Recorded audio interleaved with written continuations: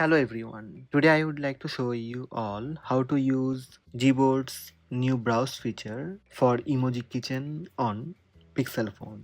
Let's have a look. First, open Google Messages app.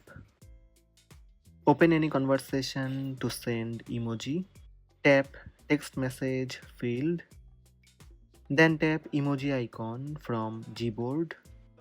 Look at the Emoji Kitchen suggestions that appears above the main emoji grid. Tap the right arrow icon. This will take you the dedicated browse screen for the Emoji Kitchen. You can scroll and choose emoji.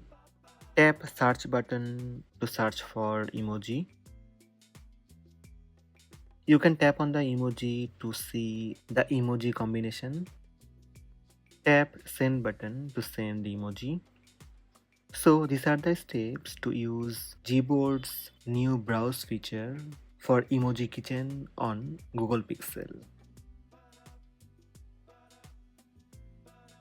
Hope this video help you. Please subscribe my channel by tap subscribe button.